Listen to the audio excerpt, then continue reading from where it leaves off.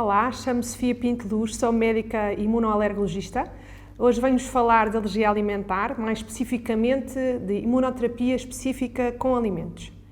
A alergia alimentar corresponde a uma resposta exagerada do sistema imunitário contra proteínas dos alimentos. Ela pode afetar atualmente já cerca de 5 a 10% da população em geral, cerca de 8% das crianças e cerca de 5% dos adultos nos países desenvolvidos. A alergia alimentar pode ser IgE mediada, não IgE mediada ou alergia mista.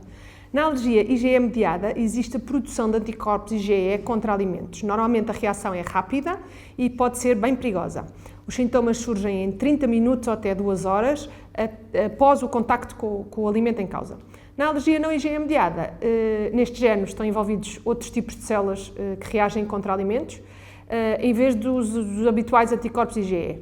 Os sintomas são frequentemente digestivos, demoram algum tempo a aparecer e são habitualmente reações mais tardias, mais de 2 horas após a ingestão do alimento. Na alergia alimentar mista, nestas estão envolvidos vários tipos de mecanismos com anticorpos IgE, como também outras células do sistema imunitário. A doença que melhor graficamente nos simplifica este tipo de alergias mistas é o eczema atópico e a esofagite eosinofílica. A alergia alimentar pode afetar qualquer órgão do nosso corpo e podem existir sintomas de alergia ligeira a moderada como graves. Dentro da alergia ligeira a moderada podemos descrever borbulhas com comichão, que é chamada urticária, inchaços da pele, que é o angioedema, dores abdominais, vômitos, diarreia, ou então, isto pode de facto, como eu falei há pouco, culminar em sintomas mais graves, até mesmo sistémicos, que chamamos de anafilaxia, é a reação mais grave que se pode ter. Neste caso, pode existir dificuldade respiratória, pode existir sensação de aperto da garganta, baixa de pressão arterial, aumento da frequência cardíaca, perda de consciência e mesmo culminar na morte. Nestas situações de alergia grave, os doentes devem ser portadores sempre de canetas de adrenalina, de autoadministração, é a única maneira de salvar a vida. Estas canetas são para ser administradas na coxa, porque é de facto o único medicamento capaz de reverter um choque anafilático. A alergia alimentar pode estar associada à redução importante da qualidade de vida nos doentes alérgicos e não só nos doentes, também da sua família. A dificuldade diária em evitar os alergénios responsáveis pela alergia alimentar leva a um cansaço persistente, ansiedade, medo, diminuição da autoestima. Os acidentes com as contaminações cruzadas e a possibilidade de se poder ingerir vestígios são uma preocupação constante e permanente do doente e da família, mas também do médico. É de extrema importância refletirmos um pouco sobre este tema, porque cada vez há mais casos crescentes de idas ao serviço de urgência por causa da anafilaxia com alimentos. A evicção alergénica é a base do tratamento da alergia alimentar, mas a ciência procura outros caminhos que não seja só evitar o alimento. Procuram a cura, embora ainda não exista. Existem múltiplos estudos que apoiam o uso da imunoterapia com alimentos e com resultados muito promissores e muito bons, principalmente, claro, em alérgicos com alergia alimentar com IgE mediada e persistente, alergias mais graves. Hoje em dia, a imunoterapia com alergénios, com aeroalergénios, ácaros, pólenes, fungos, é comum, é extremamente segura. Todos nós, imunoalergologistas, utilizamos com uma segurança incrível e com resultados fantásticos. Envolve a administração repetida de doses gradualmente crescentes de alergénio, ao qual o doente é alérgico. Atinge-se uma dose depois de manutenção e que depois permite depois ao doente a exposição segura ao alergénio em causa e sem ter grandes queixas significativas. Em relação aos alimentos, é isto que se quer também, atingir este caminho, caminhar-se no sentido também com o objetivo de induzir a tolerância aos alimentos, mas ainda são necessários mais estudos nesta área. A título de curiosidade, posso-vos dizer que o primeiro caso publicado referente a uma dessensibilização alimentar remota a 1908, foi publicado no Lancet, uma revista conceituada, uma revista médica conceituada, no início do século XX. Tratou-se de um caso de sucesso de sensibilização, o primeiro. Foi feito num adolescente com uma alergia grave a ovo. Afinal, ao contrário do que muita gente acha, a alergia alimentar já existia há mais de 100 anos atrás. Desde aí, múltiplos trabalhos foram publicados nesta área, cada vez há mais, de facto, mas a partir do ano 2000 começou a desenvolver-se um particular interesse nesta área e com muitos trabalhos já publicados. A alergia alimentar tornou-se, então, um problema de saúde pública atual, principalmente em países desenvolvidos, e cada vez, como eu disse há pouco, há mais trabalhos nesta área.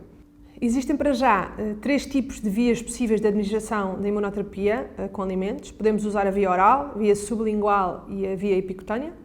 De uma maneira geral, podemos dizer que os trabalhos apontam para que a imunoterapia oral seja superior na sua eficácia na indução da tolerância, quando comparamos com a sublingual. No entanto, a segurança da imunoterapia sublingual tem-se mostrado superior, portanto temos este equilíbrio.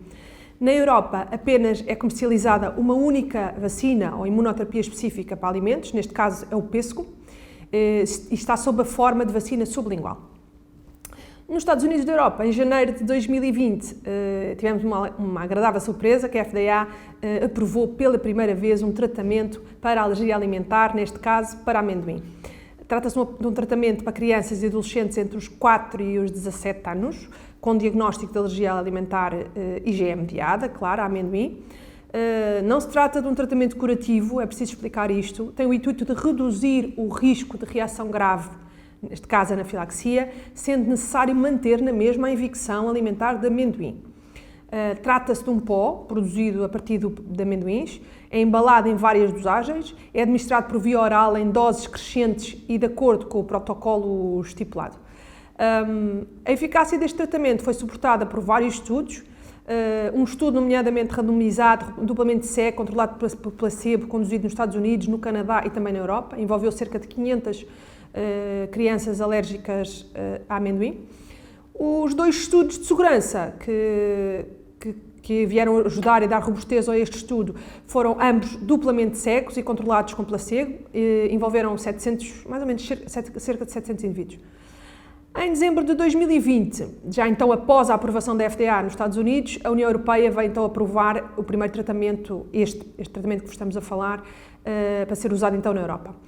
Está previsto para breve, estava previsto que o Reino Unido e a Alemanha fossem os 2 primeiros países europeus pioneiros, que seria agora em maio de 2021.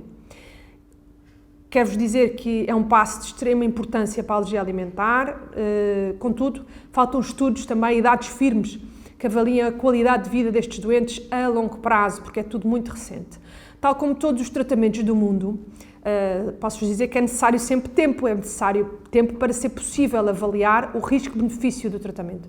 Ao longo do tempo, também serão colocadas questões e desafios aos médicos, aos doentes, às famílias, pois não é um tratamento isento de riscos e temos de ter alguma precaução. Quando se avança para um tratamento destes, de imunoterapia alimentar, tem que se ter em conta os objetivos dos próprios doentes, o que é que os doentes pretendem, o que é que a família pretende, e não subir demasiada expectativa, pois não se trata de um tratamento curativo, como eu disse no início. O que o doente e a família pretendem, o que é que eles querem? Isto é a frase, é a pergunta essencial. Pretendem a proteção contra a contaminação cruzada ou simplesmente pretendem a proteção contra as exposições acidentais ao alimento ou a proteção de modo a ser possível ingerir com regularidade o alimento a que se é alérgico? Isto são questões de extrema importância a serem colocadas quando se decide uma imunoterapia para alimentos.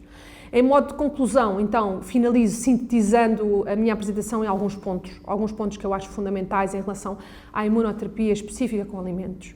Em primeiro lugar, é uma opção terapêutica, é extremamente necessária, é emergente e nós, clínicos desta área, desejamos muito que isto evolua, de facto. É uma opção terapêutica para a alergia alimentar IgE mediada, não é para as não IgEs mediadas, nem para sequer intolerâncias alimentares. É eficaz na indução de tolerância, mas não é isenta de riscos, como eu disse há pouco, podendo estar associada a episódios graves de anafilaxia.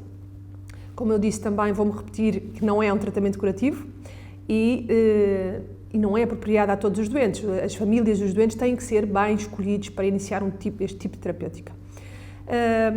Deste modo, nós médicos, a comunidade científica, tem sempre que selecionar de uma forma criteriosa os doentes e as famílias, tem que se avaliar o grau de motivação, o apoio social adequado, a manter o cumprimento e todas as regras que implicam este tipo de terapêutica.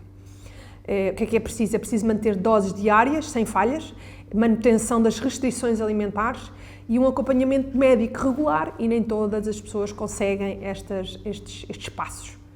A experiência mostra-nos que a tolerância que se conseguiu induzir perde-se quando os doentes interrompem o tratamento e, portanto, nós não podemos correr o risco, de facto, de haver pausas a meio da imunoterapia. Portanto, é de um rigor absoluto. A desensibilização é temporária, induzindo um aumento do limiar de tolerância ao alimento. Concluo também que deve ser efetuada num centro de referência especializado em alergia alimentar, não pode ser em qualquer hospital. Existe um especial interesse atual em combinar também a imunoterapia com alimentos com produtos biológicos, como o caso, por exemplo, do omalizumab. Esta estratégia visa também aumentar a eficácia e melhorar também a segurança do tratamento. Finalmente, por fim, concluo que são necessários mais estudos, são necessárias mais pesquisas nesta área, faltam protocolos padronizados, falta estabelecer doses de manutenção e duração dos tratamentos. Obrigada pela vossa atenção, espero que tenha sido útil para todos vocês.